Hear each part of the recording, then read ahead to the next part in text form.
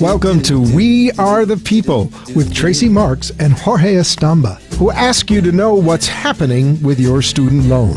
Tracy and Jorge keep a deep look at student loans in this country and the industries that surround it. Every week, We Are the People will bring you new insight into the corporate welfare industry, such as bailouts, and they connect with student loans. The show will highlight on your constitutional rights and how the current system is built to infringe upon them. Join the conversation by visiting our website chat room at wearethepeople.tv. Or call the show at 888-565-1470 and let us hear from you.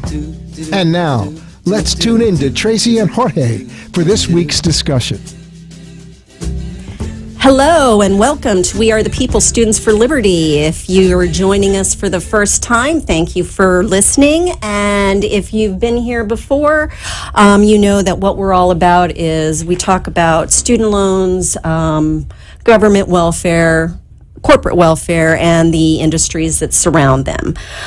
Before we get started today, I'd just like to take a quick moment to remind you that Calypso from CalypsoSaltandSoap.com, who was on the show, she was one of our student loan stories. Remember her, she will be here for the Renfest. Amazing soaps, amazing goat's milks, creams, perfumes. Her sugar scrubs are to die for. And you can go ahead to her website, CalypsoSaltandSoap.com, and order up for the holidays. She's got some cute little things on special for Halloween, so when you get a chance, take a look, and then come see us at Renfest when she gets there. Now, today I have with us a very special guest. Donald Cleveland is author of Revitalizing America, A Declaration Against Our Government. Donald has dual undergraduate degrees in political science and journalism, a graduate in policy planning and public opinion. He served in numerous public interest capacities, including president of a national governmental interest group, was involved in the evaluation of the Federal Intergovernmental Personnel Act, delegate to a federal regional council, a director of one of the country's largest public construction authorities, served as a legislative liaison to multiple state compact commissions, was assistant director of a state legislative research department, and headed a state governmental association. His legislative and lobbying experience covered a span of 13 years, during which time he wrote over 400 laws or amendments and 3 state constitutional amendments creating taxpayer savings. He was also instrumental in the initial funding of the Federal Rural Development Act. He has been active in numerous governmental and development groups and associations. He also served in Europe as captain in the U.S. Army during the Cold War. Thank you, Donald, for being here tonight. I'm just ecstatic to have you. Your book, wow. I couldn't put it down, literally. It made me cry in a couple of different places with the stories that you tell about the atrocities that we as a government have done to our own people. It's so sad, not to mention what we've done to others. So, you know, I know it sounds very naive, but when I went into school, I didn't realize that people could actually lie to me about something like that. Okay, and your book actually made me feel a little bit better because, you know, it's ingrained in us at a very early age through, you know, the Declaration of Independence, the Gettysburg Address, Preamble, Bill of Rights, the 14th Amendment. We think that we're protected, but yet we're not. So give us a little explanation on the historical basis and the general beliefs held by Americans about America. Well, Tracy, I think that, first of all, I'm very happy to be here on your show. I appreciate that very much. I became interested in developing something in writing, producing a work that would actually start to define where the American people came from, what it is that we expect from our government, and how we can actually look toward our government to perform certain things that, as you point out, were sort of ingrained in us from our childhood. Things that we carried forward into our adult life and then finally realized in that process something's wrong here. And it's that realization of something that's wrong that asks you then to take a look at what was it that we were promised And then how did our government either fulfill or fail to fulfill those promises? And then finally, unlike many authors who go out there and complain and complain and complain about something, as a result of my work in legislative history, I decided that I wasn't just going to be a complainer, that I wanted to provide something positive as a way to get us out of the situation. Regardless of how difficult it may seem, I wanted to provide something positive for the people to look at and say, you know, that's not a bad idea. So you do think we can get out of this mess? I think we can, but it's going to be something that will take the equivalent of another revolution. And I don't necessarily mean a violent revolution, but what I mean is it's a revolution in the way people feel, in the way that they Think. look. That's right. A paradigm shift. And that's right. And in what they do. If you look back in our history, every major change in our history came during a time when there was unrest. And Absolutely. that goes to the very first event in our history that formed us as a nation, and that was our revolution. And then we go through really sort of mini revolutions between then and the Civil War.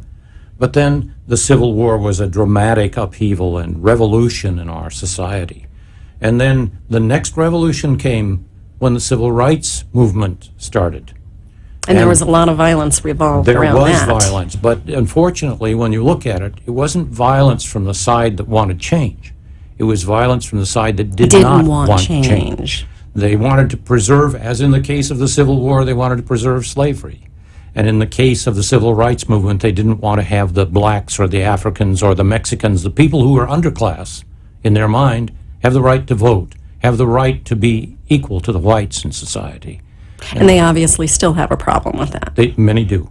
Many do. When you read the blogs and the way they talk about Obama, I don't think any president has been subjected to that kind of harassment and just disrespect. That's absolutely true.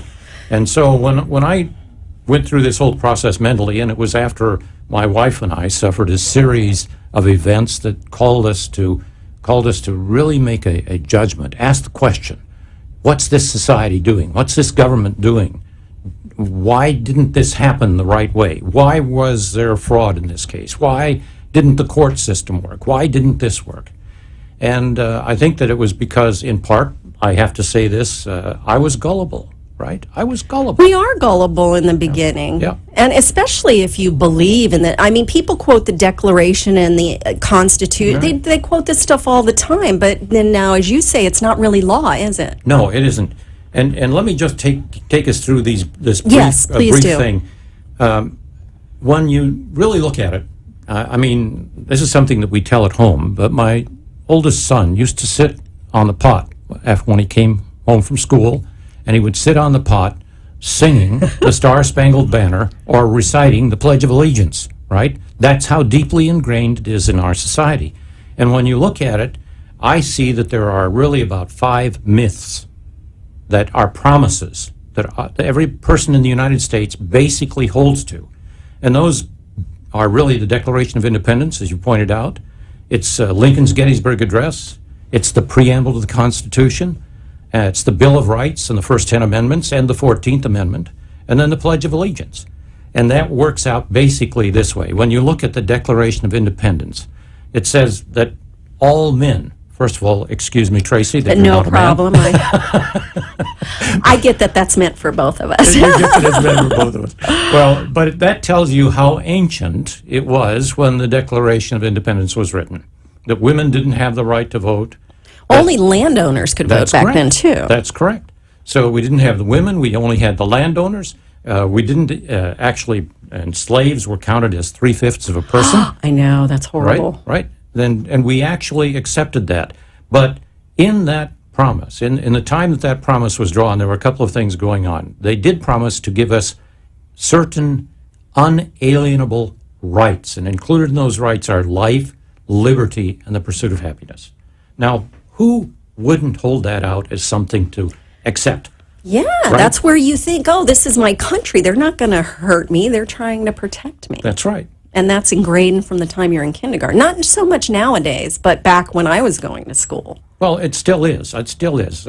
While the modern people are a little bit more skeptical With good reason. well, sure, of what these things are, it's still, you know, when you stand up and sing the national anthem when you're about ready to play ball, all of these things flood into your head. It's just, it's a phenomenon, it's a psychological phenomenon, and you can't get it, you can't avoid it. It does come back to you like that. And then you go to something like Lincoln's Gettysburg Address, and a lot of people in America don't even know that the phrase, a government of, by, and for the people will not perish from this earth, that isn't written in any law document, that isn't anything, but it was merely A speech. a speech, Lincoln's speech, because that's the way he felt about the 50,000 lives that were sacrificed on the battlefield at Gettysburg. And then you come to the preamble of the Constitution, and a lot of us think that, well, the Constitution is a really nice thing, but there's something a lot of people don't realize, and that's that when the first Congress of the Confederation of the United States told the delegates that were established to adopt a Constitution, they said, we don't want you to change the whole document, we just want you to amend the Articles of Confederation. And so what happened is that the delegates to the Constitutional Convention locked themselves in a place and conducted their sessions secretly. No one knew what they were doing in drawing the new Constitution of the United States. It was a secret document. Was that legal? They didn't have open meeting laws in those days. All right? So, yeah, well, I asked that for that. Yeah, so you could basically, Yeah, wait a minute. yes. But in the preamble to the Constitution, it's another thing where the preamble, the thing that says, hey, folks, this is what we're going to do with this grand design and this grand instrument, they use such phrases as the Constitution is going to be established to give you justice, to create domestic tranquility, to provide for common defense, and to promote the general welfare, and to secure the blessings of liberty. All right? Now, I'll get back to some of this in a few seconds. But then we look at the Bill of Rights, and the Bill of Rights gave us these glorious 10 amendments. And you have to say that any group of people who would have adopted a Constitution as it existed without the 10 amendments did not care a hoot for the average person, because it contained no guarantees, no rights whatsoever for the average citizen. It was focused strictly on establishing a government, period. And if it wouldn't have been for Jefferson demanding that there be some portion of individual rights within the Constitution, we wouldn't even have had the 10 amendments. And as a matter of fact, they were adopted about a year later after the Constitution was adopted. And then we come to the amendments to the Constitution, and the amendment, there were two amendments, the 13th Amendment abolishing slavery, but the 14th Amendment, adopted after the end of the Civil War, was the amendment that was supposed to give us equal protection and due process under the law for all people. Yeah, what happened to that? Yeah, what happened to that? Because I haven't seen that personally. No. I've actually been a victim of exactly the opposite, Right. So, I mean, I've been to these governmental institutions, and I've been a part of that process. My son hasn't been insured in 6 months, and he's supposed to be able to be sure. Well, it's getting close to a year, and I'm still fighting with them because they're saying, oh, you were supposed to send us this, and you didn't send us that, but I did. But it doesn't matter. I mean, I called the state attorney on the issue, but the fact of the matter was the deadline was missed by now, and of course I was kicked off the program. Still haven't been able to get back on, because every time they say, oh, we need this, or you didn't send that, when I did, and I have copies. So, but it's just a way to prolong the issue. Well, there are a lot of things to consider about that, and I can touch on some of them briefly. But one of the reasons, to just answer a quick question, that the 14th Amendment didn't come to fruition when it was written into the Constitution is because Congress decided that when they drafted the 14th Amendment, they would put in the 5th paragraph of the amendment that constitutionally, the Congress had the right to enforce the provisions of the constitutional amendment.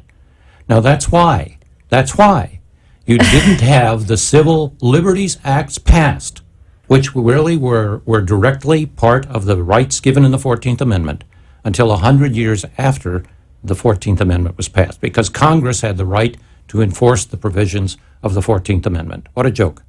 It sure does change it, right? But I never realized that until I read your book. Yeah. I know there's a lot of very subtle wording that takes the power out of what these laws and and amendments have been, that were originally meant to be. Right. So you want to elaborate on that a Because, little well, we bit? believe in the myth, right? Well, yeah. And We've been trained to believe in the myth. Right, and the last sort of myth that I used as a basis for writing my book and conducting these investigations into what had really happened to us was the Pledge of Allegiance.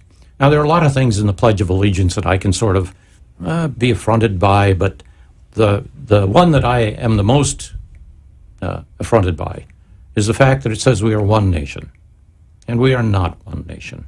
When you look at how the laws are administered in this country, you have to realize that we are a federal government.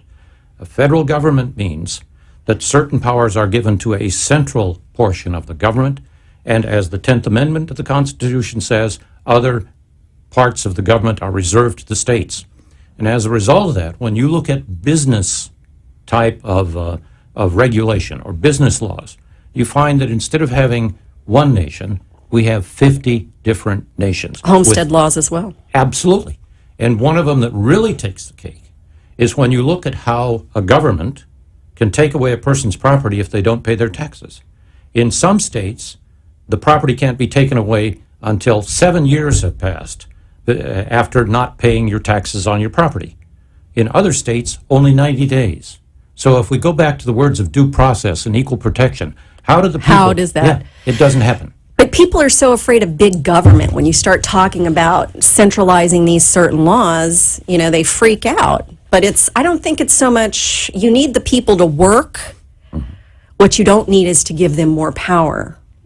And basically what power they've had, it feels like they've given away to the corporations now anyway. I think it feels like the corporations run the government. Well, it's been that way. It's been moving in that direction for a long time. And it's really surprising that after, such a man as Dwight Eisenhower was, such a glorious general, winning for our side the World War II, and then becoming the president of the United States. When he warned about the military-industrial complex, nobody listened to him. We have the biggest military-industrial complex of any nation in the world right now, and it set the pathway for big corporations to become major influences in the way that our lives are run. And he spoke out against that. Yes, he did. And he was a Republican. I'd just like to point out, okay? So there's a lot of Republicans that point out a lot of things in the Republican Party. Democrats are no saints. That's right.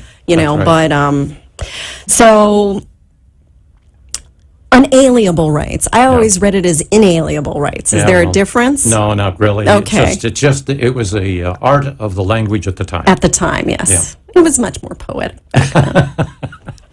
So let's talk about these inalienable rights. At the very least, you think the government's not going to do anything against you, but in reading your book, I find the government's doing a lot against us. And in particular, I'd like you to talk about that young man. Well, let me... That made me cry. Well... It was just, man. The one thing that, because I'm an ex-serviceman, and I believed in our national cause, I believed that we did things that were right at one time. What that caused me to do is to take a look at some of the things that we did to other people and how we did them. And I started out my evaluation of this process by saying that at the end of World War II, when we were trying the Nazis and we were trying the Japanese, one of the criteria one of the major criteria we had was the Nuremberg Code. And in the Nuremberg Code, one of the provisions that we used to execute the Nazis was that, hey, you cannot conduct medical experiments on any person without their full informed knowledge and consent. And yet when I look back in what we were doing during the time... During the very same time. During the same time. During World War II. No wonder people look at us like now, and after. And after. One of the things that really struck me, was something called the Tuskegee experiments. And the Tuskegee experiments was a deliberate policy that was set out where the United States Department of Health and certain county medical societies and the county governments and the state government of Alabama were actually allowing black men who came into the doctor's offices, not treatment centers or not clinics that were established by the public, but even private doctors' offices, If they had syphilis, the decision was made that they were to be given just a placebo rather than any form of antibiotic to stop the ravages of this syphilis. And because they wanted to find out how far the disease would go, what it would do to people if the disease would let run its natural course. And who did they pick to do this? The people that can't defend themselves. People that can't defend themselves, the blacks. And this experimentation went on from 1932 until 1972. Oh, dear God. And it was only exposed because a reporter from the New York Times, who happened to be the son of a Jewish and Catholic immigrant who escaped the tragedy of World War II and the Holocaust, came to the United States, and he had listened to what they were saying about these tragedies and went off to investigate these Tuskegee experiments and exposed the whole thing to the public. But no one was ever prosecuted. These were definitely crimes that were manslaughter. These were crimes that were murder. And because they were a deliberate and willful action taken by the government against the people of the United States, be they black, white, or orange, and no one had anything happen to them. And then we go on to the radiation experience. Those were horrible. Horrible. Unbelievable. I mean, you were talking about this little boy. Well, this little boy had cancer. Leukemia, wasn't it? Yeah, that broke my heart. And they tried to find, his parents tried to find a cure for him. So among other things, they went to an organization called NASA. Right? Okay. All right. Our government, the people that are protecting us. That's right. And they said, well, we believe we have a cure for him. Well, go ahead and give him the treatment. What's the treatment? Well, they didn't tell them what the treatment was. So they exposed this poor child without full informed knowledge or consent of the parents to enough radiation that was 300 times the standard dosage, and the kid died. Dear God, of course he died. Right. So I mean, there's no way you can use radiation and really come out. What was their purpose for this? it was experimentation because they were trying to find out what the maximum dosage was that you could give a person without them dying. They didn't tell the parents that, right? They told them they were going to, it was a cure great treatment, you know, Right, okay. right. All right, so the whole thing with the banks and all, this doesn't sound so far-fetched if our government can do this. And how would you feel if your child was the one that this happened to and they didn't tell? Right, yeah. So how long did it take for them to find these things out? I mean, has this been released at a, I mean, I know you obviously have great research. If you read the book, you know, you'll see that and you'll be able to find it. Well, Tracy, the thing of it is that all of this came out over a period of time.